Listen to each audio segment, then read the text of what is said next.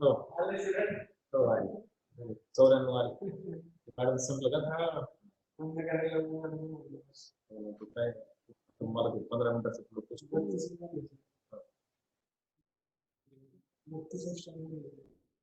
Sini satu kilo sebetulnya.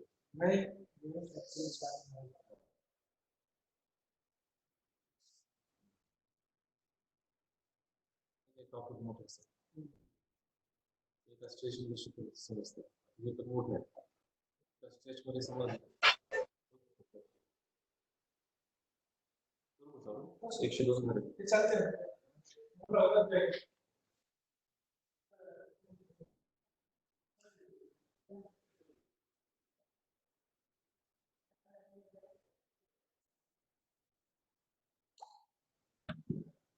So welcome students. Good morning all of you. Can you listen to me? Hello? Yes, sir. Okay. So today we are discussing very important topic, and that is frequently asked LAQ long question, that is protein biosynthesis. Protein biosynthesis. So protein biosynthesis is also termed as translation. Translation, because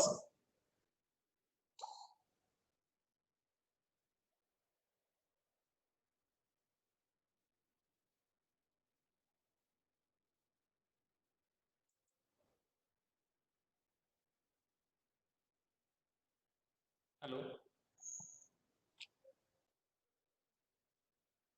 Hello.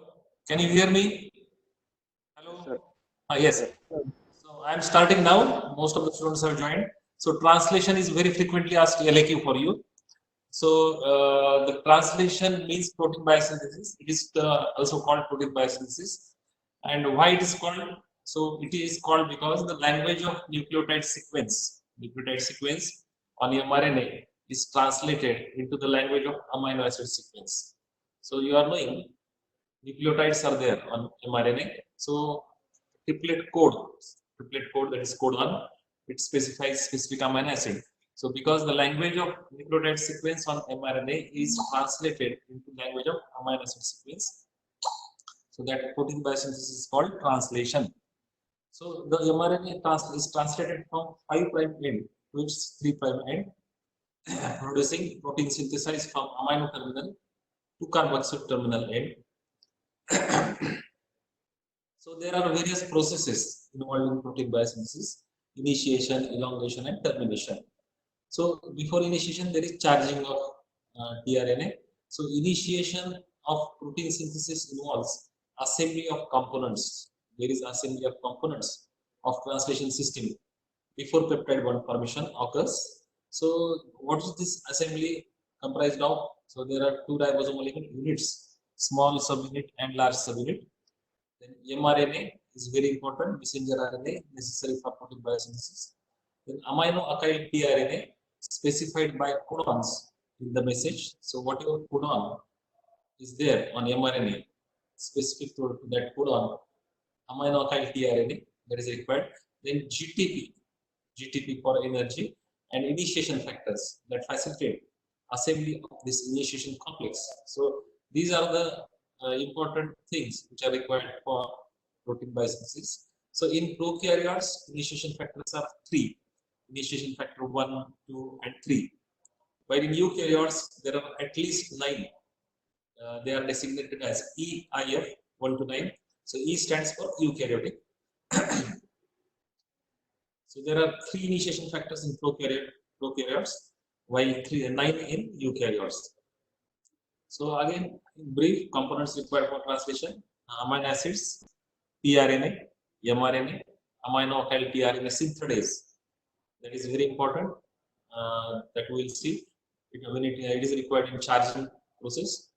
Then functionally competent ribosomes, that is 30S and 40 or 50S ribosome units. Then protein factors, and which are required for elongation, and ATP and GTP, which is required as source of energy. So these are called components required for translation. So tRNA, mRNA, amino acids, amino-acyl tRNA synthetase required for charging. Then functionally competent ribosomes, protein factors ATP and GTP, sources of energy. So now we will see the important step before initiation process. There is activation of amino acid, also called charging. So the enzyme amino alkyl tRNA synthase activate amino acids. So there is at least one tRNA each for the amino acid. So one tRNA is at least there for one amino acid. So amino alkyl tRNA synthase activates these amino acids. So D arm of tRNA is very important for recognition of enzyme, and CCA3 terminus of acceptor arm carries amino acid. So I will show you figure of tRNA molecule. So this is D arm, this is CCA amino acid binding site. This is anticodon. So this anticodon is complementary to codon, which is present on mRNA. So that message will be taken by this tRNA, and it will bring specific amino acid for this codon, which is on mRNA, and this is a complementary anticodon. So amino acid is first activated. So the first process of protein biosynthesis is activation of amino acid, that is called charging. So amino acid is first activated with the help of ATP. So ATP is required for this activation of amino acids. Then the carboxyl group of amino acid is esterified with 3-hydroxy group of tRNA. So you can see this is the reaction. Amino acid combines with tRNA. ATP is required here. So in presence of amino alkyl tRNA synthetase. So this enzyme is very important, and this question is asked in your Viva. So amino alkyl tRNA synthase is required for charging, activation of amino acid. Also in MCQs also this is asked, amino alkyl tRNA. What is function of amino alkyl tRNA? The function is activation of amino acid, charging. So amino acid combines with tRNA plus ATP. In presence of amino alkyl tRNA synthetase, it forms amino alkyl tRNA. It forms amino alkyl tRNA and AMP. So in this reaction, ATP is hydrolyzed to AMP. This ATP is hydrolyzed to AMP. So energy is given. So this energy is utilized in this process, and so two high energy phosphate bonds are consumed. So amino acid plus tRNA plus ATP, it forms amino alkyl tRNA. So this process is called charging of amino acids. So students, up till now we have discussed components required for protein biosynthesis.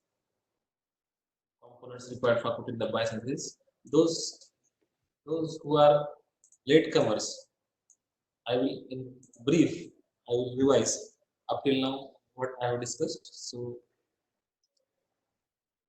translation, introduction. So the pathway of protein synthesis is called translation, because language of nucleotide sequence on mRNA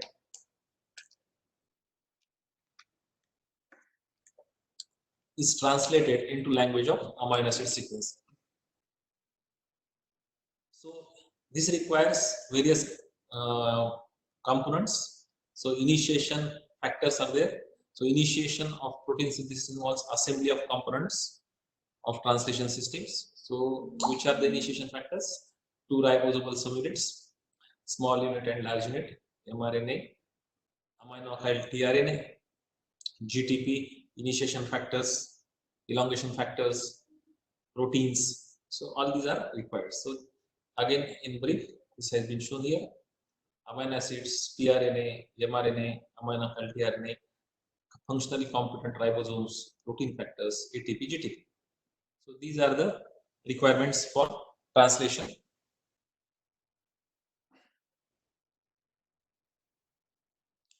So translation process involves 3 important steps or 3 processes: initiation, elongation, and termination. So before that, there is activation of amino acid, also called charging reaction. So this is very important. The enzyme in this charging is amino acyl tRNA synthetase. So synthetase, amino acyl tRNA synthetase. So it activates amino acids. So there is at least one tRNA each for 20 amino acids. So D arm of tRNA is very important for recognition of enzyme, and CCA 3' terminal of acceptor arm carries amino acid. So amino acid is first activated with help of ATP. So ATP is required. You can see this reaction: amino acid plus ATP plus tRNA. In presence of enzyme amino acyl tRNA synthetase, it forms amino acyl tRNA and AMP. So amino acyl tRNA is formed, that is charging amino acid, amino acyl tRNA. So charging reaction, activation of amino. So now this amino acid is activated. So here ATP is hydrolyzed to AMP. So up till now we have seen charging reaction and introduction and the components required. So now we'll go to important steps of translation, that is initiation, elongation and termination. So the steps of protein synthesis involve initiation, elongation and termination. So we have discussed ribosomes, they are required for protein synthesis. So what are ribosomes? They are complexes of proteins and rRNA, and they consist of two subunits. One is large and one is small. So whose relative sizes are generally given in terms of Swedberg's unit. So sedimentation coefficient, Swedberg unit, and they are determined by S value is determined by shape and molecular mass. They are not numerical values, so they are not strictly additive. Their addition is not there. They are not strictly additive. So for prokaryotes, 50s large subunit and 30s small ribosomal subunit.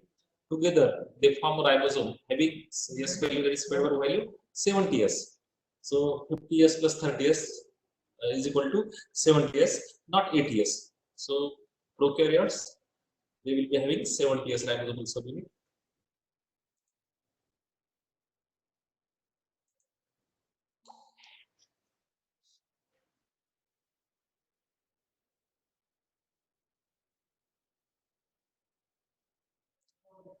So you can see here structure of ribosome: light subunit and heavy subunit. 50s heavy, light is 30s.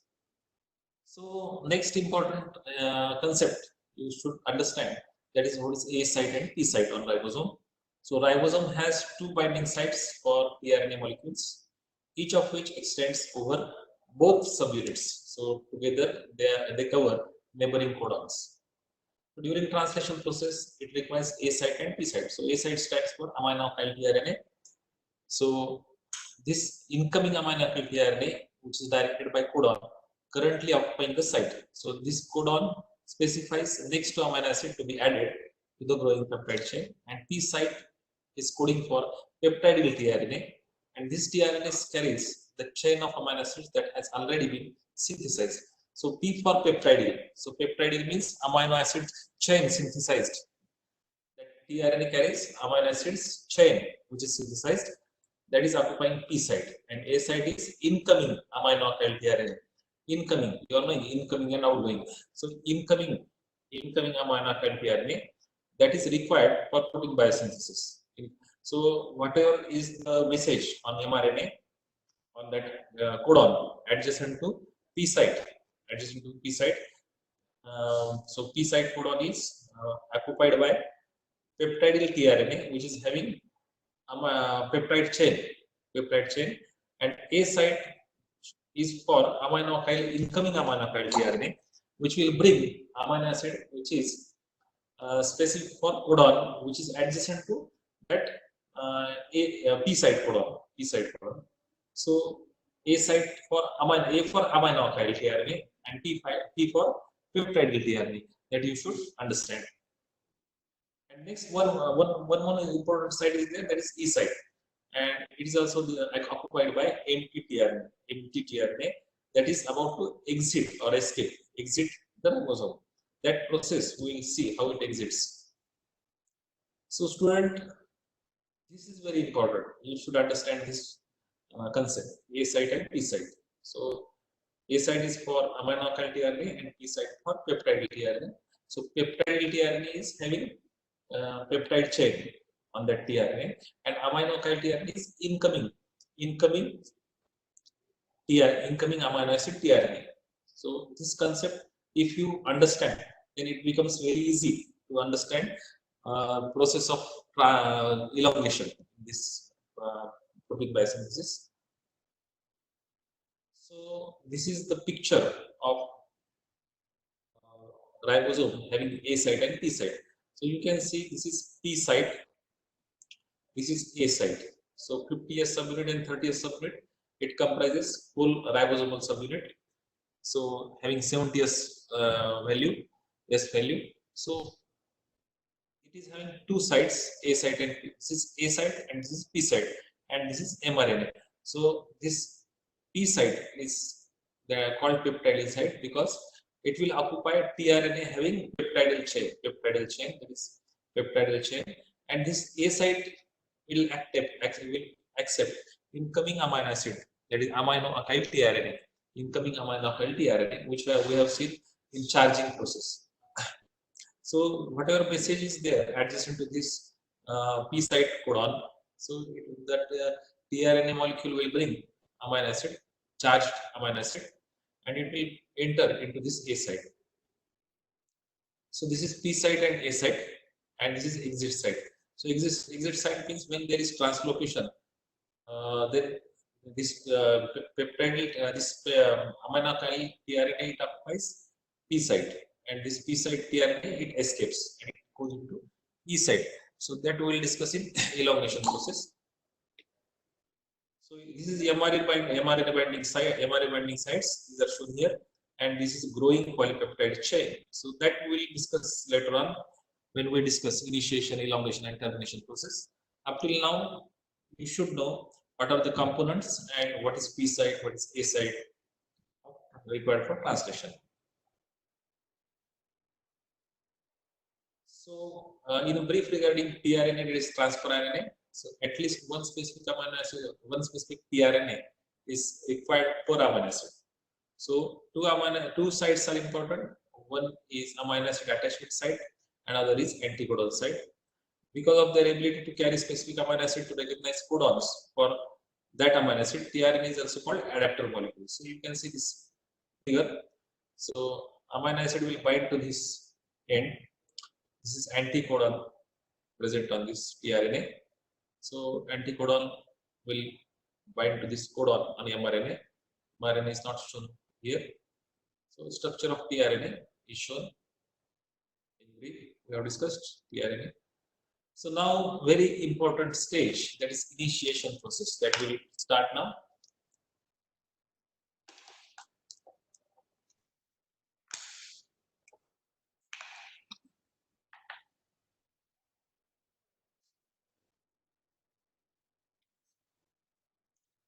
So students will discuss initiation process. So in initiation process, initiation complex is formed. And now we'll discuss how initiation complex is formed and what is that complex. Okay, so this is mRNA, and having nucleotide sequence. So the small ribosomal subunit, this is small 30S is small ribosomal subunit. So this small ribosomal subunit, it binds to initiation factor 3. So initiation factor 3, 30S ribosomal subunit, that is complex. So this complex, initiation factor 3, 30S ribosomal subunit, so it binds, initiation factor 3 binds to 30S, that is small subunit, and then it identifies a sequence present on this mRNA called AGG, that is called Shine-Delgarno sequence. So this is present in prokaryotes. So initiation factor 3, 30S ribosomal subunit, it binds to a sequence called AGG Shine-Delgarno sequence. So here this complex, it binds. So see here, the small subunit initiation factor 3 complex binds to mRNA. Specifically, it binds to the sequence AGG, also known as Shine-Delgarno sequence, which is found in all prokaryotic mRNAs. So this sequence is not present in eukaryotes. So prokaryotic and eukaryotic translation is similar in many ways, but there are few differences. So amongst that, this one is the difference. Shine-Delgado sequence is not there in eukaryotes, so initiation factors will not bind to Shine-Delgado sequence. So it is in prokaryotes only.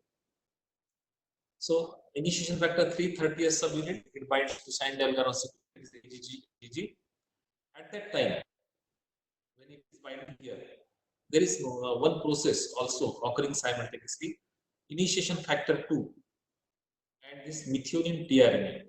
So initiation factor 2, it binds to methionine tRNA. So there is formyl methionine tRNA that is present in prokaryotes. Second difference, in eukaryotes, it is only methionine tRNA, but in prokaryotes, it is formyl methionine tRNA. So initiation factor 2, it binds to F methionine means formyl methionine. So meanwhile, the formyl methionine tRNA, that is formyl methionine tRNA, it binds to initiation factor 2, so which promotes binding of tRNA to start codon.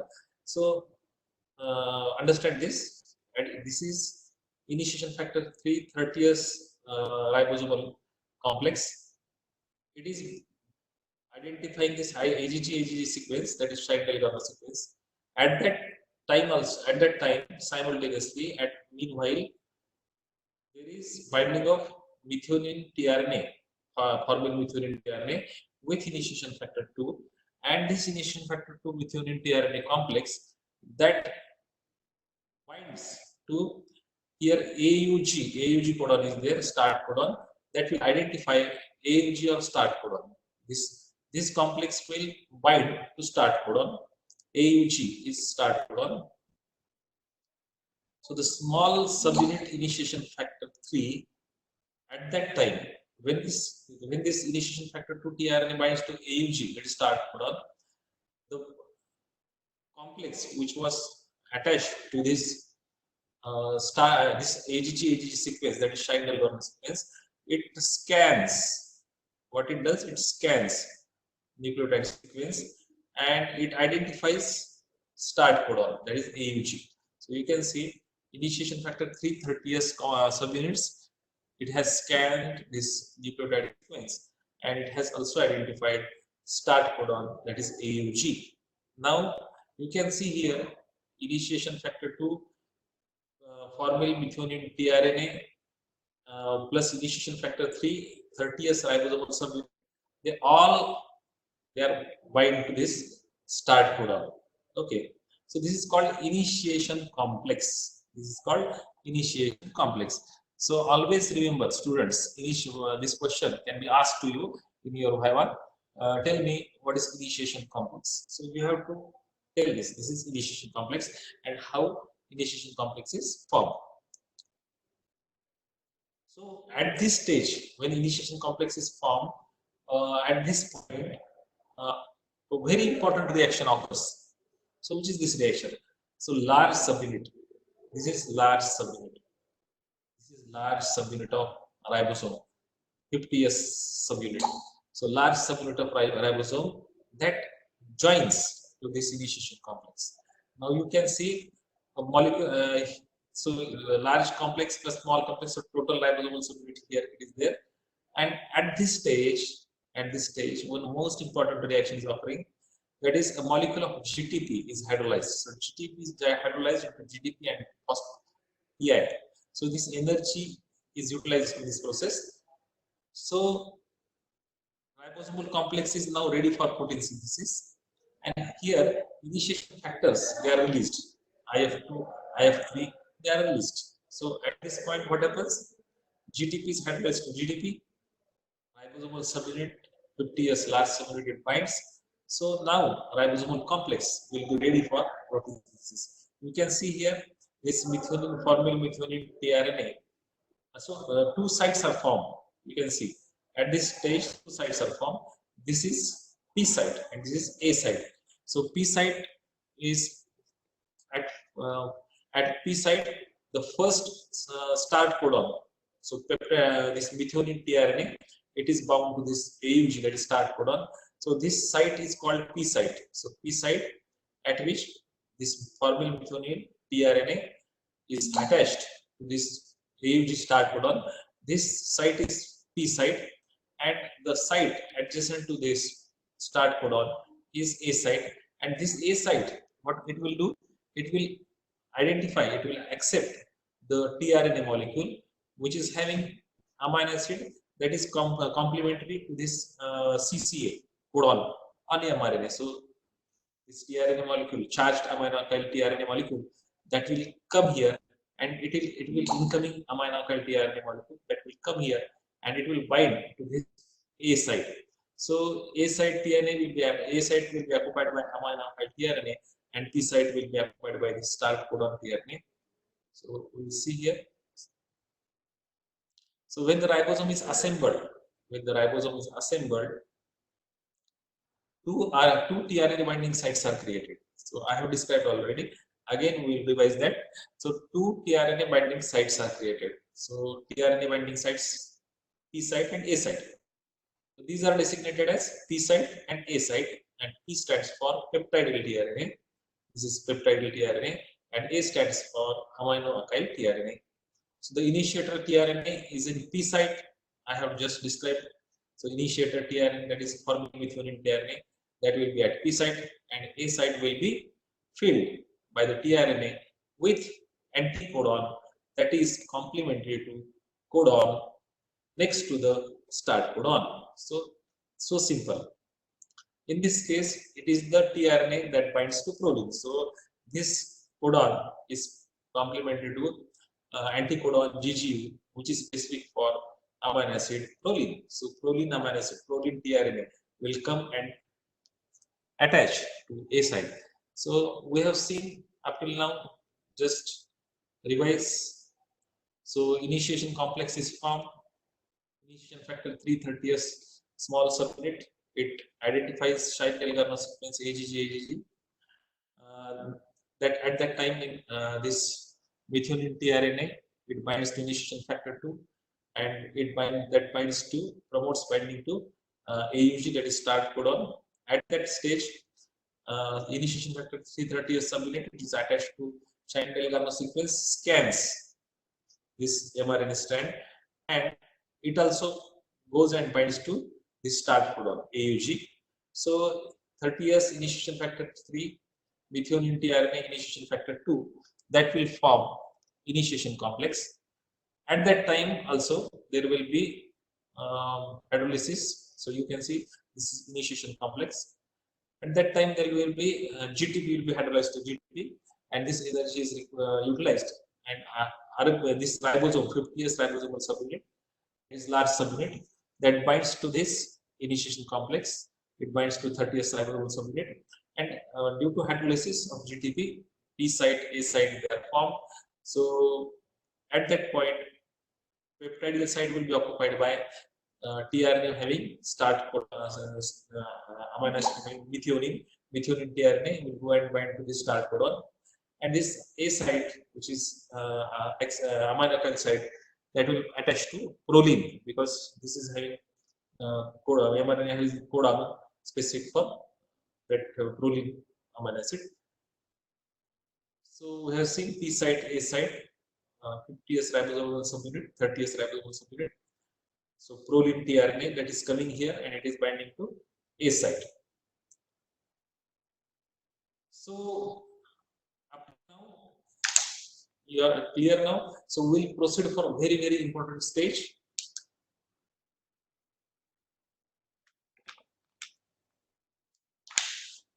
So if you understand up till now we can proceed the very, very important stage that you should get clear.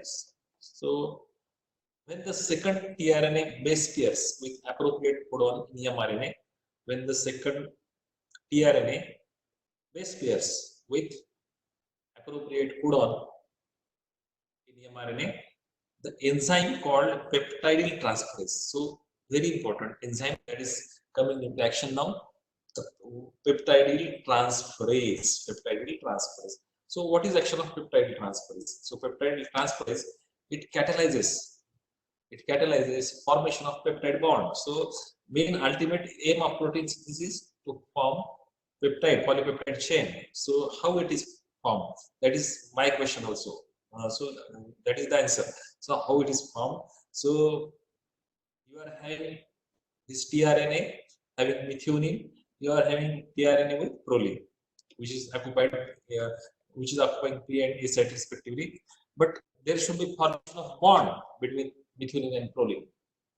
So this bond formation is catalyzed, peptide bond formation is catalyzed by an enzyme called peptidyl transferase. So there can be MCQ, there can be, you have a question on this enzyme. You are having two enzymes here, peptidyl transferase, and one is tRNA synthetase. So synthetase is required for that charging process, and here peptidyl transferase enzyme is required. It will catalyze formation of bond. So bond between methionine and proline will be formed due to peptidyl transferase enzyme, and simultaneously one process will occur. So that you should understand. So there will be formation of bond between methionine and proline. And while breaking the bond between formyl methionine and its tRNA. So there is formation of bond between methionine and proline, but also at the stage there is breaking of bond between this methionine and this tRNA molecule. So tRNA molecule and methionine, this bond is broken, and the bond is formed between methionine and proline. So now we are having methionine, proline, and this tRNA. Okay, so this tRNA, which is now released, which is now we are having, that will go and bind to E site, escape site, E site, exit site. So this activity is intrinsic. So this activity is intrinsic to the 23S ribosomal subunit found in large subunit. So this large subunit, it has intrinsic activity of catalyzing this bond formation. It is having peptidyl transferase enzyme activity. So 23S ribosomal subunit, 23S ribosomal rRNA found in large subunit, it is having intrinsic activity of formation of bond between methionine and proline, and it is catalyzed by peptidyl transferase enzyme.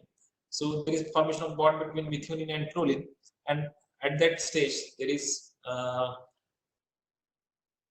breaking of bond between this methionine and this tRNA, which is methionine and tRNA, which is at P site, So this tRNA will move. So have you understood this process? That is very important. Then we will shift to next process. So there is P site and A site is occupied by P site is occupied by peptide tRNA, and A site by amino acid.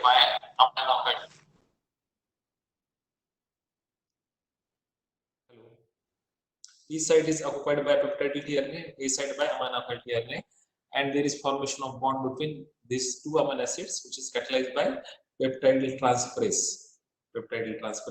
And this is intrinsic activity of large subunit 23S ribosomal RNA found in large subunit. That is MCQ for you. So as this activity, as this rRNA catalyzes this process, these ribosomes are called ribozymes. They are catalyzing this process. So in enzymes, I have discussed defined enzymes. Enzymes are protein in nature, specific in action, thermolabile. They are helpful in catalyzing biological reactions. So all enzymes are proteins, except that was one MCQ in enzymes. So answer is ribozymes. Ribozymes was the answer, and this is the explanation why ribozymes. They are called enzymes because 23S ribosomal unit that will catalyze formation of bond with the peptide transferase activities there that forms bond between methionine and proline. So we'll go to now next stage, important stage. So at this point, the whole ribosome shifts over. So whole ribosome shifts over one codon. So we have seen there is formation of bond, and there is second is breaking of bond between tRNA and methionine. So at this stage, whole ribosome shifts over one codon. So it shifts over to adjacent codon, whole ribosomal unit. Whole ribosomal unit which is having TRN, which is having P site and A site, that will shift over to one codon. This shift requires several elongation factors which are not shown in this figure, and energy from the hydrolysis of ATP. So energy required from HTP.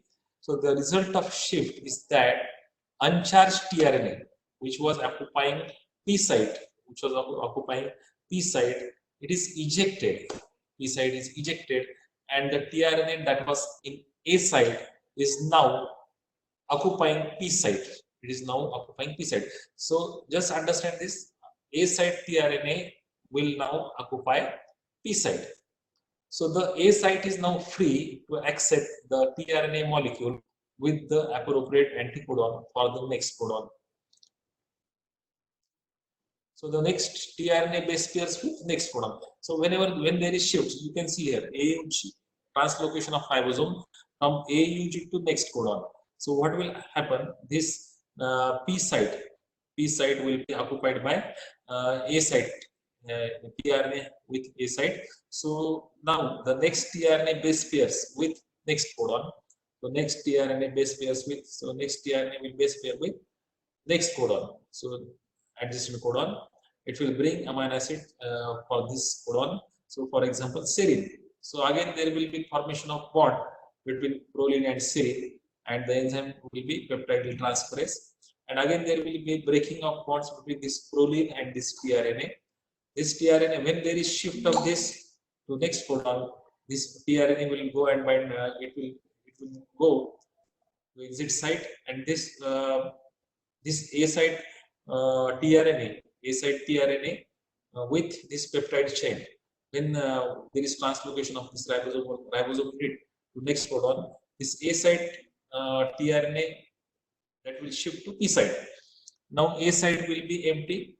So A site, this codon that will be complemented to this tRNA, that tRNA, charged tRNA, that will go and bind with amino acid, which is the message given from this mRNA code, and this amino acid, this will come to this A site. So P site and A site amino acid chain, that will again, there will be bond formation between that amino acid, and again at that time there will be removal of this tRNA from P site, and again there will be translocation. Again there will be acceptance of amino acid from amino acid pool. tRNA will go and come to A site, and P site tRNA, which is having peptide chain. So there will be formation of bond between amino acid at P site and amino acid at A site, and then again there will be shifting, translocation to next codon by the ribosomes. Again there will be formation of bond. Again there will be acceptance of amino-acyl tRNA that will come and attach to A site, and there will be formation of bond between amino acid at P site and amino acid at A site by catalyzed by enzyme peptide transferase. And at that time there will be breakage between bond of tRNA and amino acid peptide chain. So at that time this tRNA will go. Again there will be translocation. Again what will happen? Amino tRNA with peptide chain that will shift to P site, that will accept P site, that will go and bind to P site. Now A site will become empty. So codon which is adjacent to that P site, mRNA having that codon, so tRNA will bring amino acid, that will tRNA will read that message and it will bring amino acid, and amino acid, charged amino-acyl tRNA, incoming amino-acyl tRNA, that will come and attach to that A site. Again there will be formation of bond between peptide amino-acyl tRNA amino acid and amino-acyl tRNA amino acid. And at that time there will be breakage of bond between tRNA which is at peptide site and amino acid chain, amino acid. amino acid. So tRNA will go. Now again after translocation, after shifting of that ribosomal unit to next codon, that tRNA which was at A site, that will come to P site. Now A site will be empty and that will accept other amino acid tRNA. Then there will be formation of bond between amino acids, adjacent amino acids, which is catalyzed by peptidyl transferase, and this goes on, and peptide chain grows. So this is called elongation process. At this time, elongation factors are also utilized. So once again, the ribosome shifts over so that uncharged tRNA is expelled, and tRNA with peptide chain occupies P site.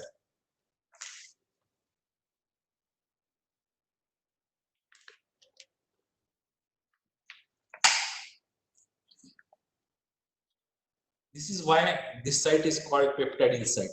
Okay. After the shift, it contains tRNA with growing peptide chain. The other side will accept tRNA with amino acid, hence name aminochiral site. So whatever I have described, that is same. That is revision for you. The process of shifting and peptide bond formation continues. It continues over and over until a termination codon. When it stops, when there is termination codon is encountered. So when termination codon is encountered, that process it stops. So the elongation process is fairly rapid, with prokaryotic ribosome able to add 15 amino acids to growing polypeptide every second. The process is also relatively error-free. Only one mistake is made every 10,000 amino acids. For large proteins of 1,000 amino acids, that would mean one wrong amino acid in every 10 polypeptides. So this is elongation. So you can see this polypeptide chain has been grown. So what is this termination? When a termination codon enters A site, UAA, you are knowing this is termination codon or stop codon, translation halts. This is because there is no tRNA with an anticodon that is complementary to stop codon. So you are knowing tRNA is not available, which can identify this, which is not having anticodon to this UAA. So there will be stoppage of this reaction, termination. So the release factor causes translation complex to fall apart and leaves polypeptide from the final tRNA. The polypeptide product is now free to function in the cell. The mRNA molecule is now available to be translated again. So we can use that mRNA, body uses mRNA again. Very often, more than one ribosome will translate a single mRNA at the same time. One ribosome will initiate translation, and after it moves down the mRNA a bit, another ribosome will initiate, then another, and so on. The structure consisting of multiple ribosomes translating a single mRNA molecule is called polysome. Eventually, the mRNA is degraded. Translation of that particular message will cease. So that is termination process. So factor is attached here. So termination is shown in this. So the mRNA will go, this polypeptide chain will form. So now we'll see. This was up till now we have discussed translation in prokaryotes. There are some similarities and some differences in eukaryotic translation. Okay. So which are the differences that we will now see? So eukaryotic translation I have described already. So eukaryotes mRNA, it does not contain Scheindelger sequence. So instead, ribosomal subunit recognizes and bind to 5' cap of eukaryotic mRNA. In other words, 5' cap takes the place of Scheindelger sequence. Okay. So then this can be I have a question or MCQ question. So 5' cap, that is the answer. So next is eukaryotes do not use farnesylmethionine, that I have already told you. As the first amino acid in every polypeptide, they require only ordinary methionine. they use ordinary methionine. Next is eukaryotes do have a specific initiator tRNA. However, so specific initiator eukaryotic translation involves many more protein factors than prokaryotic translation. So, for example, eukaryotic initiation involves at least 10 factors instead of 3 in prokaryotes. So, students, I think I have explained repeatedly all the processes, and I assume that you have understand this process. So, the most important aim of protein biosynthesis in our medicine part is we are utilizing drugs. We are utilizing drugs, antibacterial drug agents that are used to treat various infections, and this property is used over there. So, how drugs they act as antibacterial agents? We will see how they act, and by inhibiting protein biosynthesis.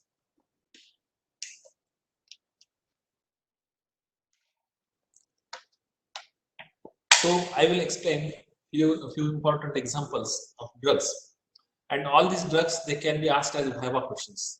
Okay, they can be asked as MCQs. How they act, and also they are asked as MCQs in your PG entrance. This is for the undergraduate also. These questions are for postgraduate also. So very important aspect. So we'll see that one by one. So tetracyclines, you might have heard tetracyclines. This drug is very wonderful drug. So tetracycline, doxycycline, we are using doxycycline for respiratory tract infection, lower respiratory tract infection, various infections, demaclocycline, minocycline.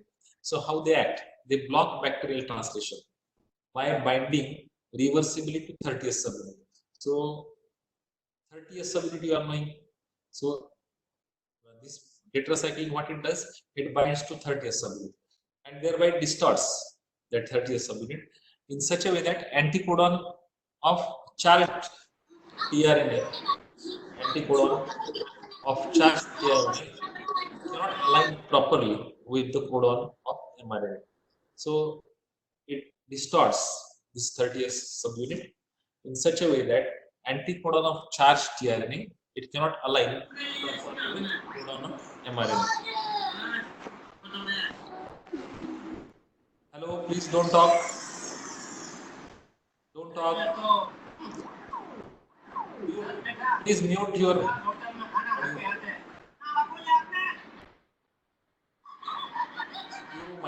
Puromycin structurally binds to amino acid. How puromycin acts? So that is also a question.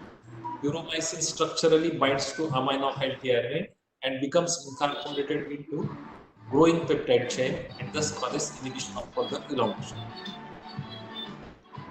Next, chloramphenicol is a very important drug that inhibits prokaryotic peptide transferase. Clindamycin and erythromycin bind irreversibly. 10 minute लागतील मला उशिरा झाला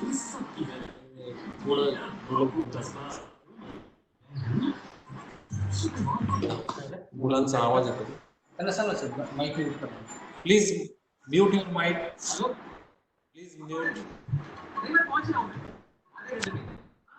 mute your mic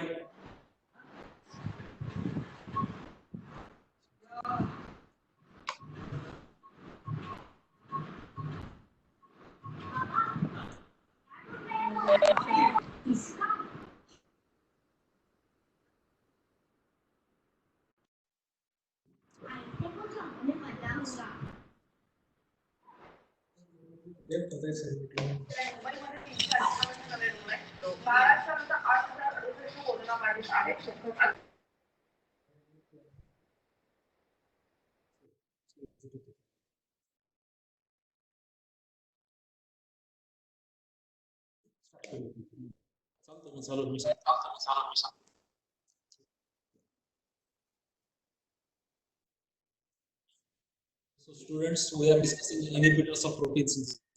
So chloramphenicol, clindamycin, and erythromycin, diphtheria toxin, all these are the drugs which are having antibacterial properties, and protein biosynthesis, they inhibit protein biosynthesis. So chloramphenicol inhibits prokaryotic peptide transferase. Chloramphenicol inhibits prokaryotic peptide transferase. Then clindamycin and erythromycin binds irreversibly to a site on 50S subunit of bacterial ribosome, thus inhibits translocation. So translocation process is inhibited by clindamycin and erythromycin. Chloramphenicol, how it acts? It inhibits peptide transferase. Diphtheria toxin, how it acts? It inactivates eukaryotic elongation factors and thus prevents translocation. So we have seen these drugs: tetracycline, minocycline, dimethylcycline, doxycycline, blocking bacterial translation by binding reversibly to 30th subunit. So next important part is post-translational modifications. So newly synthesized protein is modified to become functionally active. How it becomes active? So there are two processes which occur after protein is synthesized. So trimming, covalent alterations such as phosphorylation, glycosylation, hydroxylation, gamma carboxylation, isoprene, and protein degradation. So what is trimming? Trimming is removal of excess amino acids. Phosphorylation means the proteins are phosphorylated, they can become activated or inactivated. Glycosylation, like carbohydrate is added, so targets the protein to become part of plasma membrane. You are knowing glycoproteins, part of plasma membranes or lysosomes are secreted out of the cell. Hydroxylation of proteins occurs, so collagen, they are very important. So this property, hydroxylation, is very important because this collagen molecule is there, and it is required for acquiring three-dimensional structure and for imparting strength.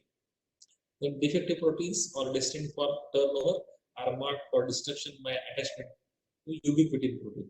Then proteins marked in this way are degraded by a cellular component known as proteasome. So we'll see in brief defects in protein targeting. So Zellweger syndrome is due to defective oxidation of very long chain fatty acids. Here the correct address is not printed on protein packet, so that it would not be delivered to correct locality. So peroxisomal enzymes are produced, but their entry into peroxisome is denied. So this leads to insufficient oxidation of very long chain fatty acids. So accumulation of very long chain fatty acids in CNS causes neurological impairment and death in childhood. So familial hypercholesterolemia is due to deficient transport of signals. And infantile cell disease is due to non-entry of normal enzymes into lysosomes. So mannose 6-phosphate, which is marker to target enzymes to lysosomes, is absent in this disease. So in brief, defects in protein targeting. Another example is primary hyperaldosteronia, which causes kidney stones at an early age. The defect is due to protein targeting defect, and enzyme alanine glycosylate aminotransferase is seen in mitochondria instead of normal peroxisomal location. So what is protein folding and chaperones? So when a protein is being synthesized, it may assume different three-dimensional structures, out of which only one will have biological activity. Abnormal folding of proteins will lead to protein misfolding diseases. So chaperones help to produce the correct spatial arrangement. Chaperones attach to nascent polypeptide chain and prevent wrong foldings, so that the folding is allowed only in correct direction. They help in assembly of tertiary and quaternary structure of proteins. So chaperonopathies are disorders resulting from sick chaperones. These diseases progress with age. So students, we will summarize our topic. So we have come to end of translation. This is a long question to you.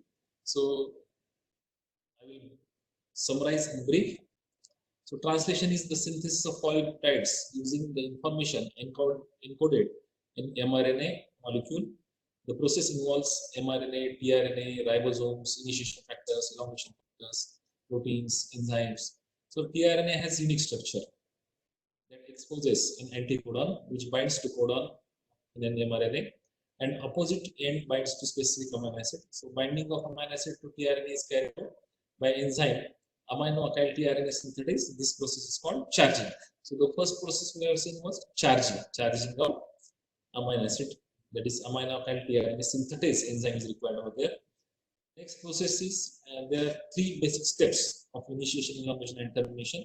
So initiation involves formation of ribosome, mRNA, initiative tRNA complex. Elongation, actual synthesis of polypeptide chain, formation of peptide bonds between amino acids. And lastly, termination, that dissociates the translation complex and releases the finished polypeptide chain. Each of these steps requires activity of specific set of protein factors in addition to ribosome, tRNA, and mRNA. So this is in brief regarding the summary of translation, initiation, elongation, and termination process. And this is top codon and polypeptide chain is formed. So this is in all. So it is shown comes out of that, and translation process of ribosome, and lastly polypeptide chain is synthesized and tRNA departs. Students, that's all about translation process.